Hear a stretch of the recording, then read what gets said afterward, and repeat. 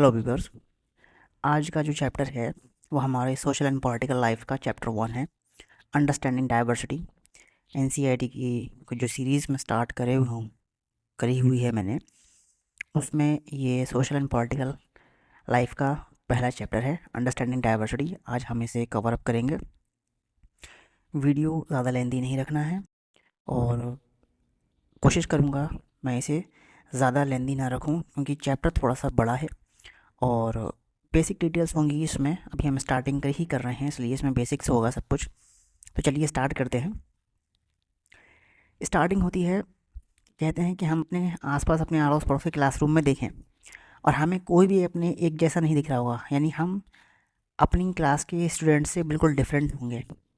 इस चैप्टर में हम ये देखेंगे कि जो लोग हैं वो बिल्कुल डिफरेंट हैं एक दूसरे से कई सारी वेज़ में।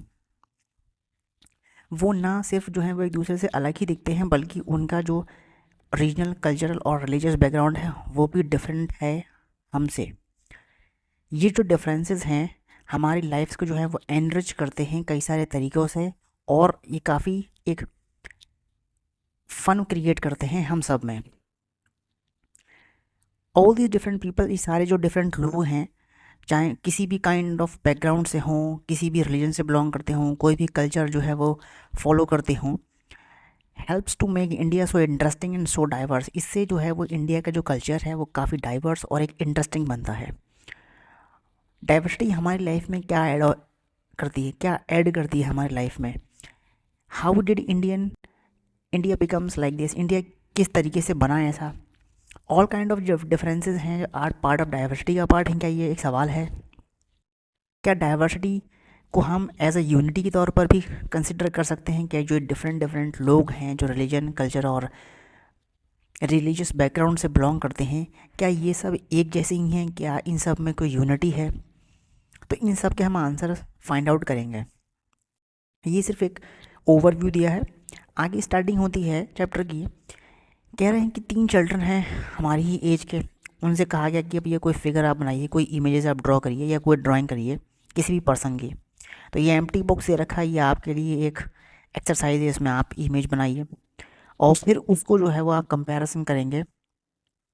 ऊपर दी हुई जो ये 3 इमेजेस हैं इनसे आप इन्हें कंपैरिजन करिए। तो अगर हम इन तीनों इमेज को ही कंसिडर कर लेते हैं तो ये सारी इमेजेस जो हैं वो अपने आप में एक दूसरे से डिफरेंट हैं, ठीक है। और जो यहाँ पर ड्राइंग आपसे कही है करने के लिए वो आप मैच करके देख लीजिए, कंपेयर करके देखिएगा क्या वो ड्राइंग जो आपने बनाई है वो इससे मैच करती है कि नहीं करती है, ठीक है। तो ये इन्होंने एक एक्सरसाइज दी हुई है इंटरेस्टिंग बनाने के लिए चैप्टर को। यहाँ पर कह रहे हैं कि this because each one of has a unique starting है, the chances are that your drawing is quite different from the other 3। यानी जो ऊपर की जो 3 ड्राइंग बनी हुई हैं इनसे जो ड्राइंग होगी वो अलग होगी। किसकी? जो आपने यहाँ इमेज बनाई होगी, यानी इस बॉक्स में जो आपने इमेज बनाई होगी वो बिल्कुल इन तीनों से अलग होगी, ऊपर की तीनों से। वो सिर्फ इसलिए क्योंकि हम सब का अपना एक खुद का एक ड्राइंग स्टाइल है, यूनिक ड्राइंग स्टाइल है, और हम लोग एक दूसरे से बिल्कुल एग्जैक्टली अलग हैं, एक दूसरे के समान नहीं दिखते हैं।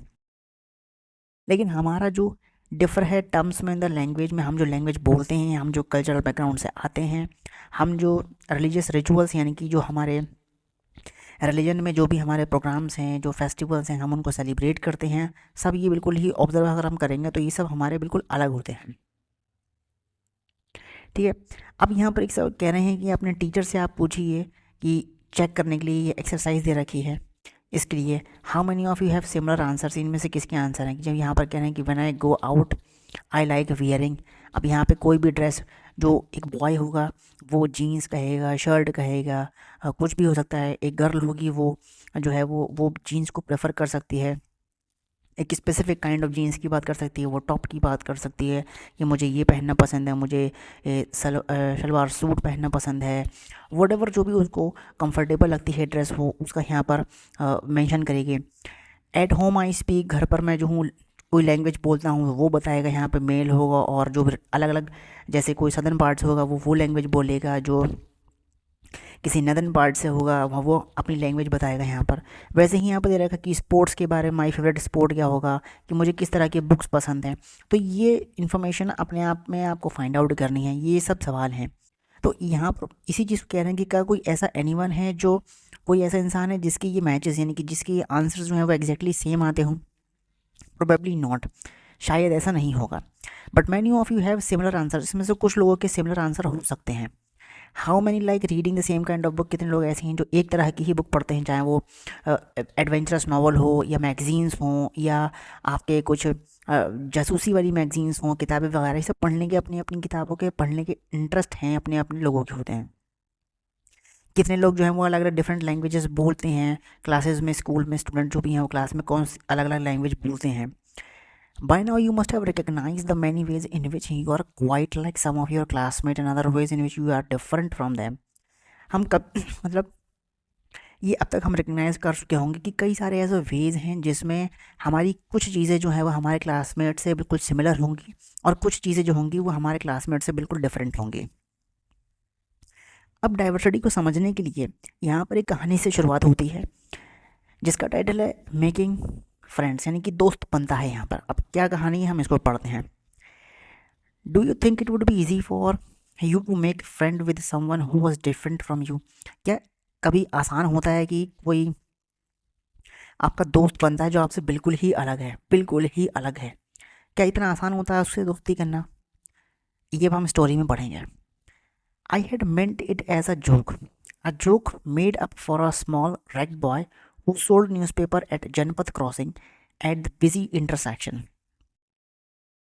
यहाँ पे ये कह रहे हैं कि ये एक जोक लगा उसे, जो नरेटर है जिसने कहानी नरेट की है, जो कहानी बता रहा है, वो कह रहा है मुझे कि जोक लगा एक मजाक लगा कि एक छोटा सा रैग बॉय का मतलब जो है मतलब है कि एक एक एक लड़का जिसके कपड़े अच्छे नहीं थे, पुराने फटे हुए से कुछ कपड़े वो पहना हुआ था, वो अखबार बेच रहा था जनपथ क्रॉसिंग पर। जनपथ क्रॉसिंग है वो भी एक बिजी इंटरसेक्शन पर, बहुत बिजी इंटरसेक्शन होगा, वो एक एरिया होगा, काफ़ी क्राउडेड एरिया होगा, वहाँ पर वो अखबार बेच रहा था उस क्रॉसिंग पर। जब भी जो नरेटर है यानी कि जो स्टोरी टेलर है वो कह रहा है कि जब भी मैं साइकिल लेके वहाँ से गुजरता था तो वो मेरे पीछे पीछे आता था और चिल्लाता हुआ कहता था English paper and screaming out every evening headlines in a mixture of Hindi and English word. वो अक्सर हम देखते हैं ना, हम नोटिस करते हैं कि जो अखबार कभी कभार बेचने आते हैं, या आप जब भी कभी भी बस में ट्रैवल करते होगे या आप कहीं पर भी जो है आप रेलवे स्टेशन पर जाओगे, तो अक्सर कभी कभार आप ऐसा नोटिस करते होगे कि कुछ लोग होते होंगे जो अखबार सेल आउट करते हैं। और वो इवनिंग उनका तरीका क्या होता है, हम मूवी में भी देखते हैं कि आज की ताज़ा खबर, आज की ताज़ा खबर, इस तरीके से। तो वो इस तरीके से बच्चा वो चिल्लाता हुआ जो है इवन हेडलाइंस भी वो नरेट कर रहा था कि अखबार में क्या नरेट निकली, क्या न्यूज़ छपी हुई है, आज की क्या ताज़ा खबर है। तो उसको इंग्लिश और हिंदी में वो एक रट लिया होगा उसने स्टेटमेंट, तो वो उसी को जो है वो चिल्लाता हुआ भाग रहा था। This time I stopped by the pavement and asked for Hindi paper. Narrator रुका और उसने अखबार के बाद उसने रुका और उसने जो था वो हिंदी पेपर की डिमांड करी कि Hindi paper. His mouth fail open. अब उस बच्चे का, नहीं अखबार बेचने वाले बच्चे का, बिल्कुल माउथ खुला का खुला रह गया। अब वो आगे क्या बात होती है, कह रहे you mean you know Hindi, he asked. उसने यानी कि अखबार बेचने वाले ने उस साइकिल सवार से, साइकिल चलाने वाले लड़के से पूछा आप जानते हो हिंदी बोलना? उसने पूछा। फिर वो साइकिल वाला कहता है कि हाँ मैं जानता हूँ। I said I paid for the paper, मैं अखबार के पैसे भी देता हूँ। Why do you think, what do you think, क्यों ऐसा लगा? उसने वो रुका, उसने पॉज, उसने कुछ पूछा। बट यू लुक सो एंग्रेज, he said you mean you can even read Hindi. तो उस लड़के को लगा, साइकिल वाले लड़के को लगा, नहीं साइकिल वाले लड़के को नहीं लगा, ये अखबार बेचने वाले लड़के को लगा कि आप तो कुछ अंग्रेज जैसे लगते हो, क्या आप हिंदी पढ़ सकते हो क्या? उसे कुछ ऐसा लगा। उसने कहा हाँ मैं पढ़ सकता हूँ। उसने कहा कि इस टाइम एक लिटिल इम्पेशेंटली, वो थोड़ा सा एक तरीके से उसे कुछ समझ में नहीं आया, थोड़ा सा वो एक शॉक सा हो गया था। आई कैन स्पीक, मैं बोल सकता हूँ, मैं पढ़ सकता हूँ, मैं लिख भी सकता हूँ हिंदी। और हिंदी जो है वो मेरे स्कूल का एक सब्जेक्ट रहा है, स्कूल का सब्जेक्ट रहा है। अब न्यूज़पेपर वाला जो ये बच्चा है, इसने इस सब्जेक्ट वर्ड पर अपने आप को रोक दिया। अब इसने सोचा कि सब्जेक्ट का क्या मतलब है। He asked how could I explain what a subject was to someone. वो अक्सर एक वर्ड हम पकड़ लेते हैं सब्जेक्ट, सब्जेक्ट क्या होता है, तो वो इस तरीके से उसका एक एक्सप्रेशन होगा। तो उसने कहा कि मैं आप किस तरीके से समझाऊं सब्जेक्ट। अब बेसिकली यहाँ पे सब्जेक्ट का मतलब जो है वो एक दो निकलते हैं। एक तो हम जो ये सब्जेक्ट पढ़ रहे हैं सोशल साइंस, ये एक हमारा सब्जेक्ट है, और दूसरा जो है वो सब्जेक्ट होता है कोई आपके नीचे जो कोई काम करता है। यानी जैसे हम ये कहें कि हम जब ब्रिटिश रूल में थे तो ब्रिटिश रूल के अंदर जो ब्रिटिश के ऑर्डर्स को फॉलो करा करते थे ना, यानी ब्रिटिश ने जिन लोगों को गुलाम बना रखा था, यानी हम इंडियंस को गुलाम बना रखा था, तो हमको ऐसा कंसिडर कराया गया था कि हम सब्जेक्ट हैं उनके, यानी हम उनके एक तरीके से नीचे काम करने वाले हैं, तो वो सब्जेक्ट एक वर्ड कंसिडर करा जाता है। ठीक है, तो वो उसने सोचा कि भाई मैं इसे कैसे एक्सप्लेन करूँ उस बच्चे को जो कभी स्कूल जाता ही नहीं।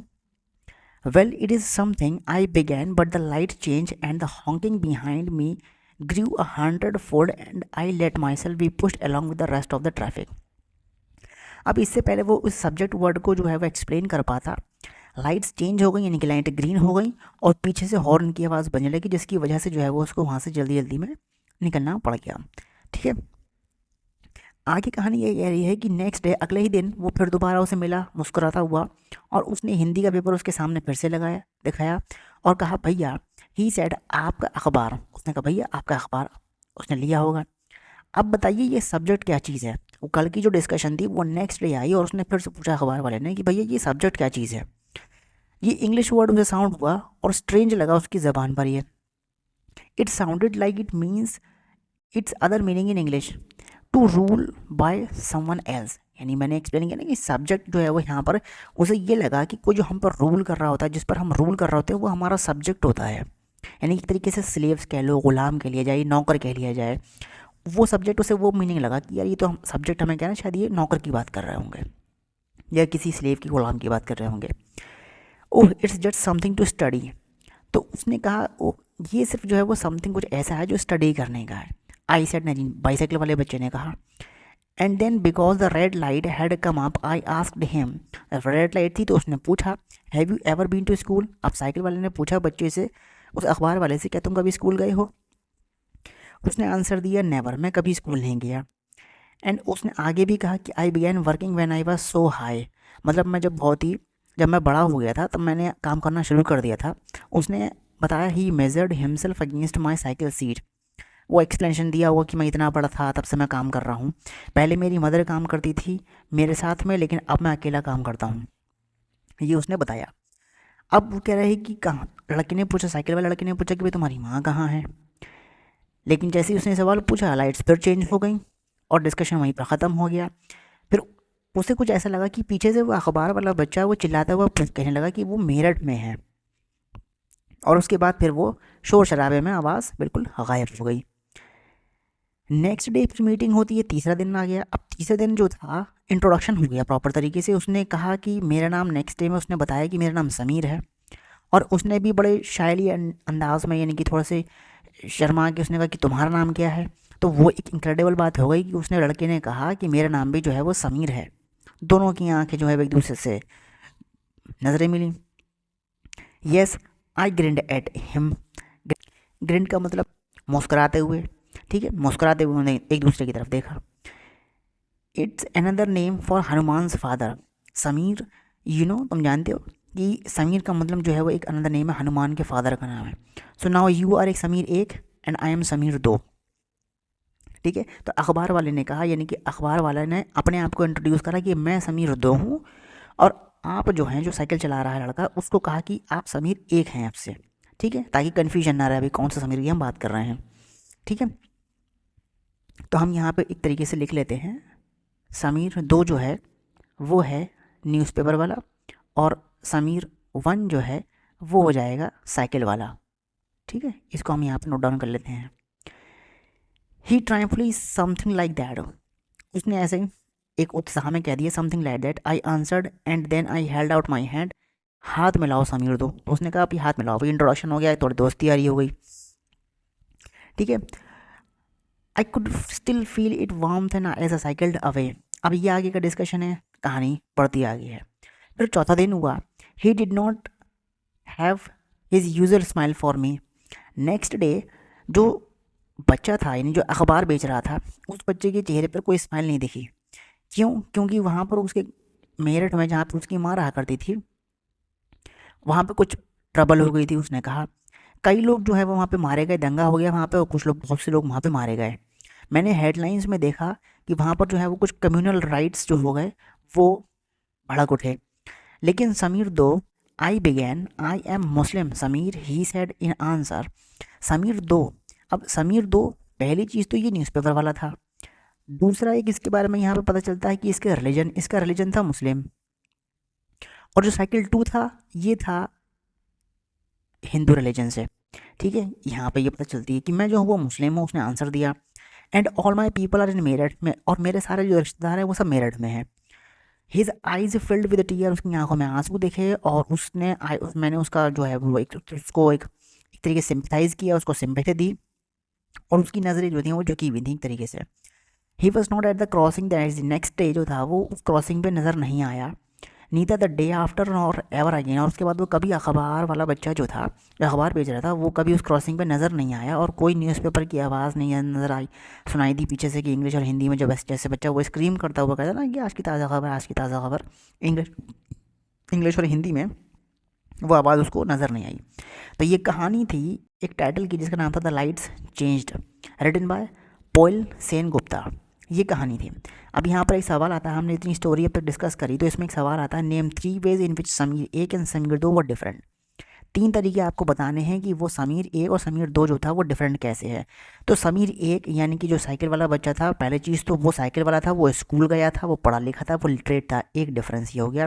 और दूसरा वाला जो था वो कभी स्कूल नहीं गया था, थोड़ा बहुत जानता था, वो अपना लैंग्वेज की समझ थी उसे, एक डिफरेंस। दूसरा डिफरेंस ये था कि समीर एक जो था वो था हिंदू रिलीजन को फॉलो करने वाला, और समीर टू यानी कि जो न्यूज़पेपर बेचता था वो था मुस्लिम कम्युनिटी से, मेरी मुस्लिम रिलीजन को फॉलो करने वाला।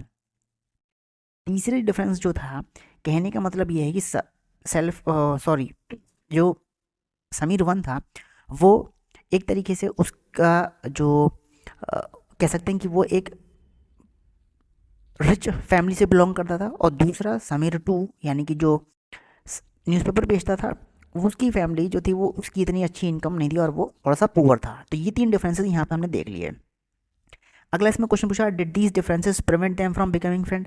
तो क्या इन डिफरेंसेस होने के बावजूद, ये 3 जो डिफरेंस हमने अभी डिस्कस करे, या इन डिफरेंसेस होने के बावजूद भी क्या उसकी कोई दोस्ती में कोई रुकावट आई? नहीं, ऐसा कोई रुकावट नहीं, वो दोस्त बने, क्योंकि उसमें यहाँ पे लिखा कि आई हेल्ड आउट माई हैंड, उन्होंने हाथ मिलाया एक दूसरे से, रोज़ इंट्रोडक्शन हुआ, 4 दिन तक उनकी मुलाकात हुई, लेकिन दोस्ती हो गई। उसके बाद फिर वो 5वें दिन वो अपना चला गया कहीं, मेरठ चला गया होगा।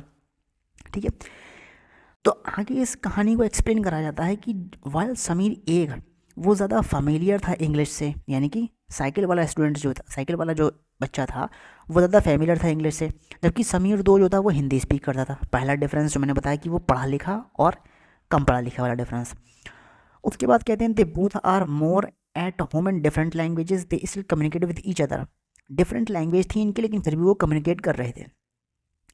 दे made the effort to do so because this was what was important to them. वो उनके एफर्ट्स थे जिससे वो आपस में एक दूसरे से डिस्कशन कर रहे थे, बातचीत कर रहे थे, वो उनके लिए मायने रख रहे थे। ठीक है, आगे कह रहे हैं कि एक डिफरेंस बताया गया यहाँ पर, ये ऊपर हो गया।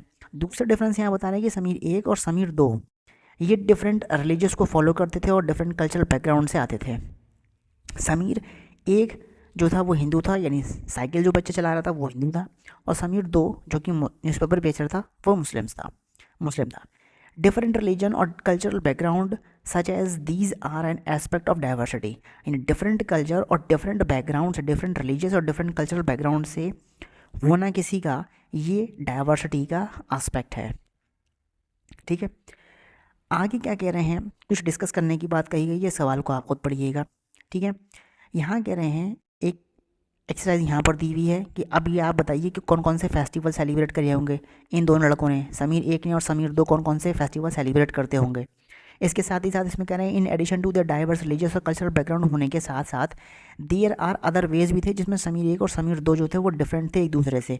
एग्जाम्पल के तौर पे समीर एक जो था वो स्कूल जाता था, यानी वो पढ़ा लिखा था एक तरीके से, स्कूल जाता था, और समीर दो जो था वो न्यूज़पेपर बेचा करता था, और क्योंकि उसको अर्निंग करनी होती, लिवलीहुड चलाना होता था, क्योंकि उसकी फैमिली मेरठ में रहा करती थी।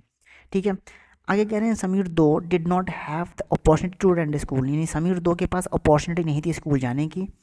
परहैप्स अगर हमने नोटिस करा हो कि ये कुछ सेवरल पीपल्स थे उस एरिया में हु लिव आर पुअर, जो पुअर थे और जिनके पास एनफ खाने को नहीं था, पहनने को नहीं था और कभी कभार उनके पास रहने को भी नहीं होता था। ये differences is not the same as the one we have seen earlier. ये डिफरेंस जो हमने देखा ये पहले वाले केस में नहीं है जो हमने देखा था। ठीक है, हम यहाँ पर जो बात कर रहे हैं we are talking not of difference.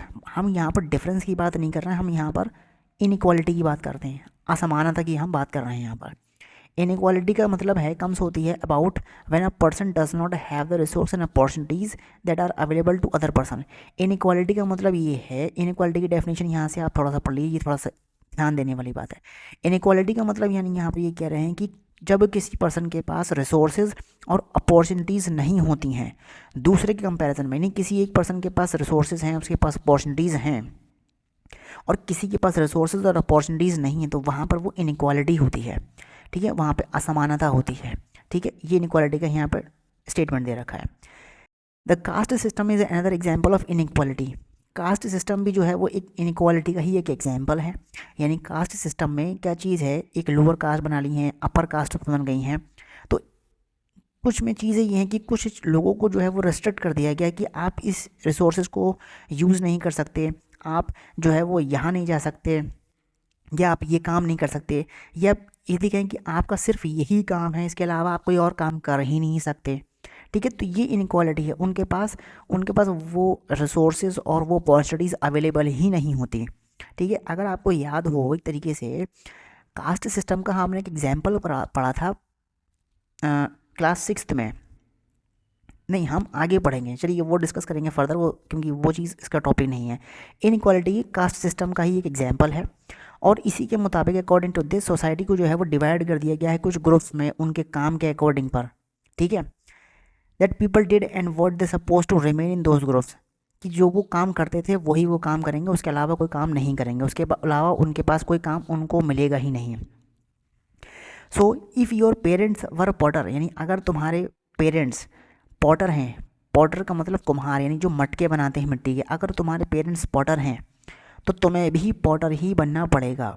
Harry Potter नहीं बनना पड़ेगा, तुम्हें पॉटर बनना पड़ेगा, यानी कि तुम्हें भी जो है वो कुम्हार वाला काम ही करना पड़ेगा। यानी अगर तुम्हारी फैमिली में कोई कॉबलर है जो जूते सिलाई करता है, जूते बनाता है, मोची है, तो तुम्हें भी वही करना पड़ेगा। एग्जाम्पल है ये भी, कोई और आप काम नहीं कर सकते।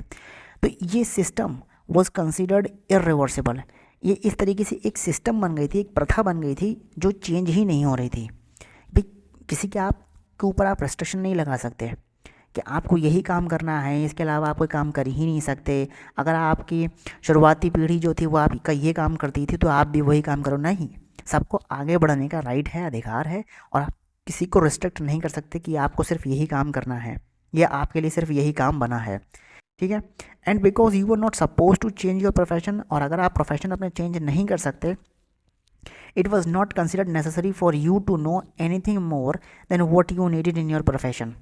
यानी अगर आप कोई और काम, if you are not suppose to change, अगर आप अपने प्रोफेशन को चेंज नहीं कर सकते तो ये कंसिडर नहीं करा जाता था necessary for you to know anything, है कि आप कोई और काम को जान भी सकें। अगर आप प्रोफेशन चेंज भी नहीं कर सकते तो आप काम कोई मत करिए आप, लेकिन आप काम वही करेंगे, या तो आप काम नहीं करेंगे और या फिर आप काम करेंगे तो फिर वही करेंगे काम। ये ऐसी सिचुएशन सी बन गई थी। तो this created a situation of inequality, इससे एक असमानता की सिचुएशन बन गई थी। आगे हम पढ़ेंगे, you will read more about this and other inequalities in the following chapter. आगे जो चैप्टर्स होंगे हम उसमें डिस्कस करेंगे इनइक्वालिटीज़ के बारे में। तो मुझे लगता है मैं अभी इस वीडियो को यहीं रोक देता हूँ क्योंकि थोड़ा लेंदी हो जाएगा वीडियो। आई थिंक मेरे ख्याल से 20-25 मिनट से वीडियो हो चुका है, तो इस वीडियो को मैं यहीं रोकता हूँ। इसको हम आगे पार्ट 2 में कवर अप करेंगे। ठीक है,